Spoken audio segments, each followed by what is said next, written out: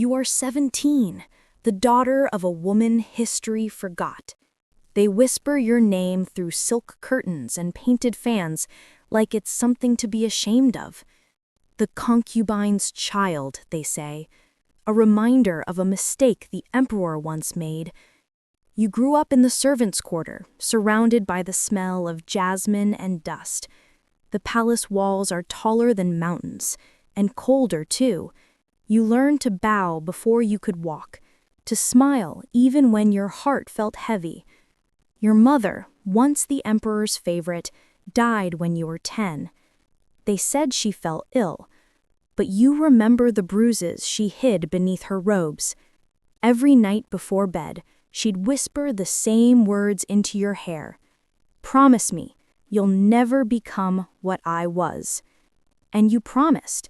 You swore you'd never let a man own your name, your body, or your soul.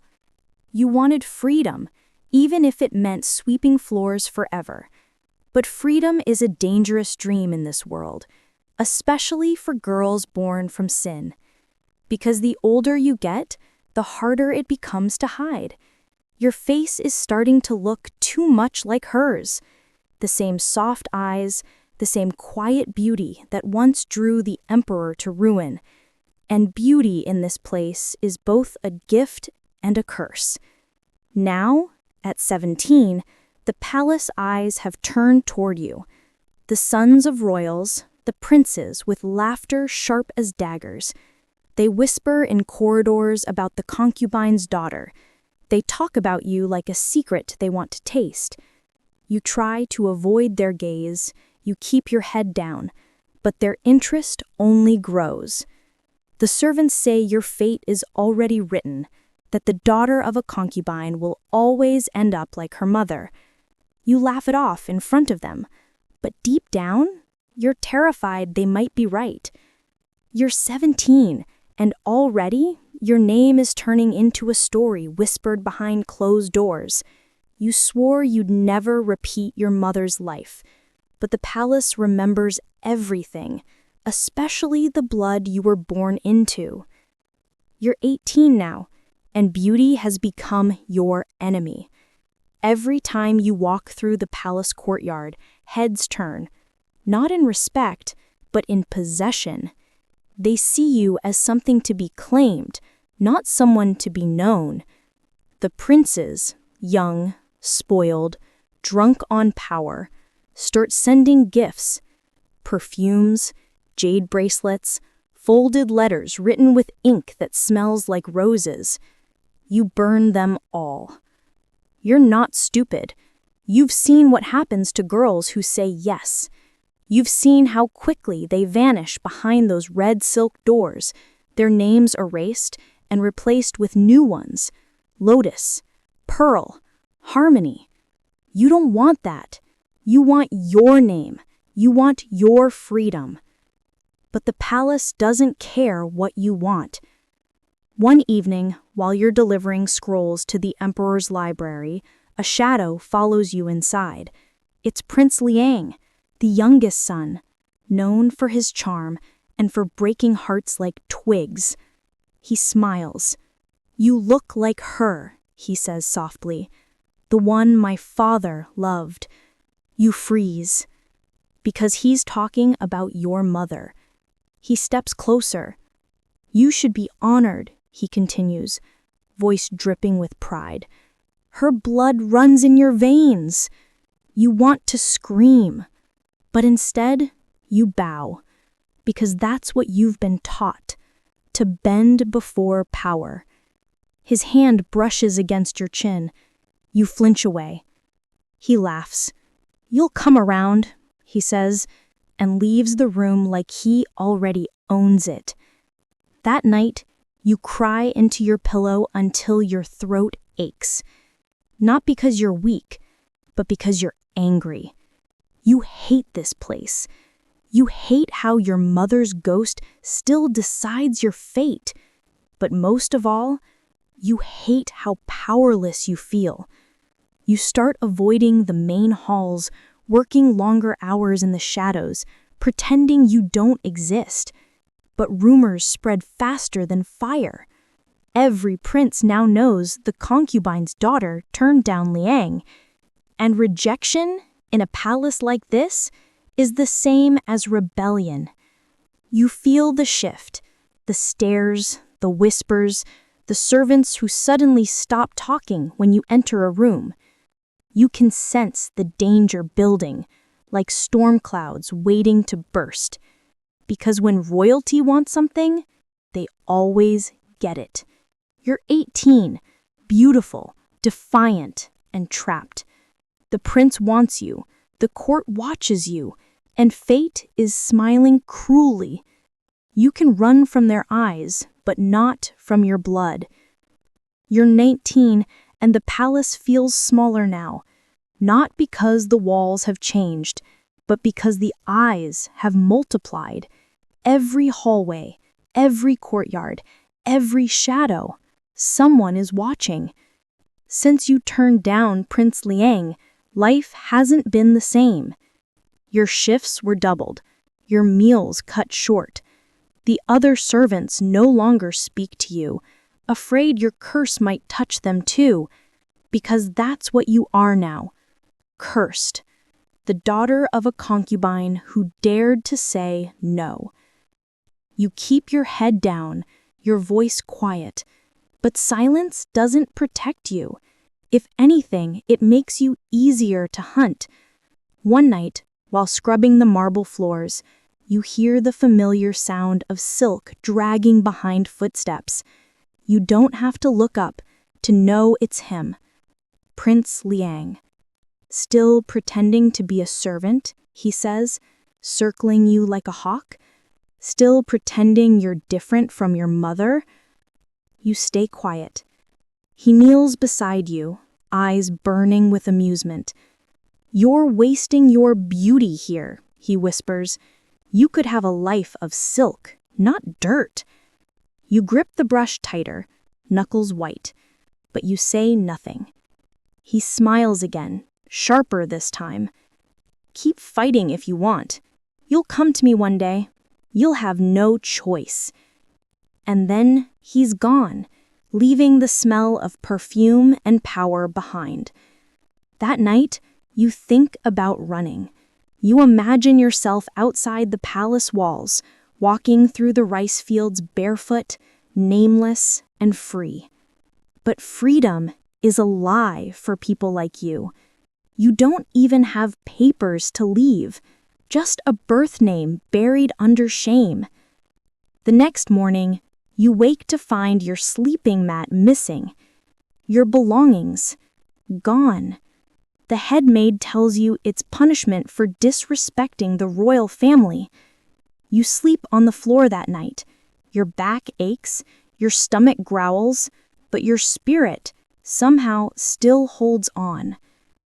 Until the festival. The Lantern Festival, where the royal family parades through the courtyard, lanterns floating like fireflies. You're assigned to serve drinks that night. You keep your eyes down, hoping the prince won't notice you. But fate has a cruel sense of humor. Because when you trip over your robe and the wine spills, it lands on him. A splash of red across his golden silk. The music stops. Every head turns. You drop to your knees. "Forgive me, my lord," you whisper. He looks at you.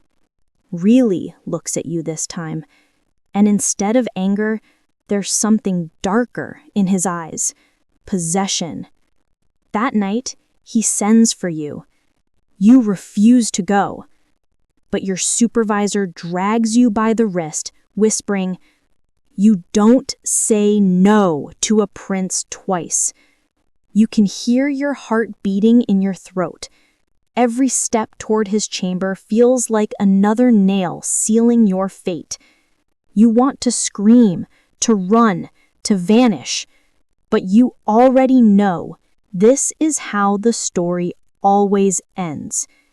Because you're not just you, you're the daughter of a concubine. And in this palace, that's all you'll ever be.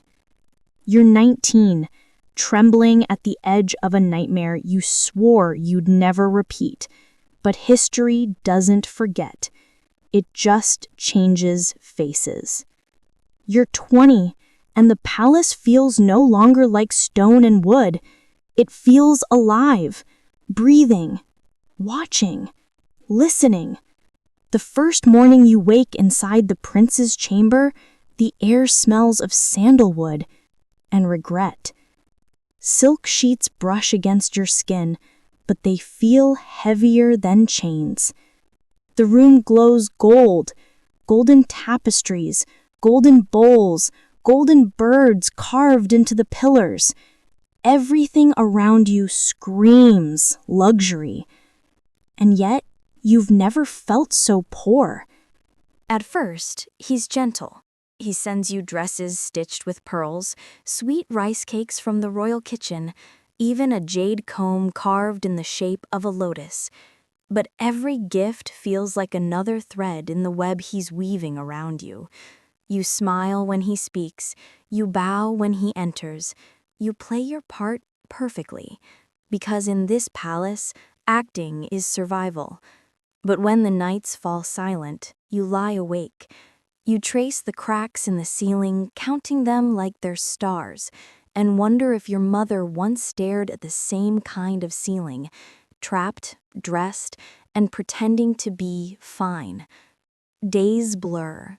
You learn how to walk behind him, how to kneel without sound, how to smile without feeling. The servants bow lower now when they see you, but their eyes whisper things you already know. They don't envy you, they pity you. Once you catch your reflection in a polished mirror, your hair pinned high, your lips painted crimson. You barely recognize the girl staring back. She looks like someone who belongs here, but she's not you. She's what the palace made you.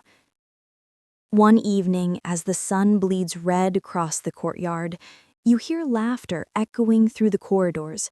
Other concubines, women like you, gathered near the lotus pond, trading smiles that don't reach their eyes. You join them once, but the moment you speak, they turn quiet. They don't see you as one of them. You're the prince's favorite, and being a favorite is the most dangerous thing you can be, because favorites fall the hardest.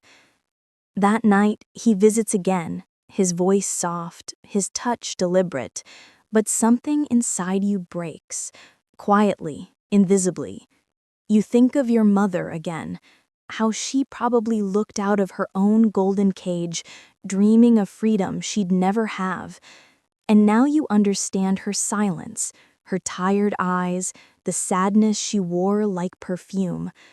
You close your eyes and let the moment pass, because resisting means pain, and submission means survival. In the palace, love isn't soft, it's a weapon. When morning comes, you walk out into the garden. The cherry blossoms are in full bloom, delicate, fleeting, doomed to fall. You catch one petal in your hand, and for a moment, you almost feel alive again. But the wind steals it away, and with it, the last piece of you that still hoped for freedom. You're 20, dressed in gold, adored by a prince, feared by everyone else. But deep down, you know the truth. You're not living a dream. You're surviving a curse. You're 21, and the palace feels colder than ever. The same marble floors you once walked with trembling feet now echo back the sound of your silence. The prince doesn't visit as often anymore. When he does, his words are clipped, his eyes distant, already fixed on someone else. You knew this would happen. It always does. He was never yours. He was his for a season, a passing storm, a fleeting obsession. Now you're a ghost in silk, beautiful, quiet, and fading. You hear the laughter of the new girl in the West Wing. They say she's younger than you, prettier, softer, easier to control. You tell yourself it doesn't hurt, but the lie doesn't hold for long, because every whisper in the hallway sounds like your replacement being born. The servants avoid your eyes now. They know how this story ends. Everyone does. One night you stand by the balcony overlooking the courtyard. The same cherry blossom trees sway below, petals scattering like memories you can't hold on to. You whisper to yourself, "I am my mother's daughter." And for the first time, it doesn't sound like shame. It sounds like truth. Your mother didn't choose this life, and neither did you. You were both chosen by it, by men who thought beauty was a cage and obedience was love. Days turn to weeks. The prince stops calling for you. Your dresses go unworn, your perfume untouched. You start sitting near the window for hours, watching sunlight crawl across the floor, then fade. Time doesn't pass here. It just lingers. Sometimes you dream. You dream of being 17 again, barefoot near the market stalls, your laughter unguarded. But even in dreams, the palace walls rise high, unbreakable, eternal. Then comes the night when the messenger arrives. He bows, careful not to meet your eyes, and says the prince wishes you to move your things to the lower quarters. You nod, even though your chest feels hollow. By dawn, you're gone. Your room, once filled with the scent of flowers and silk, now belongs to someone else. You pass her in the hallway, her smile nervous, her beauty bright.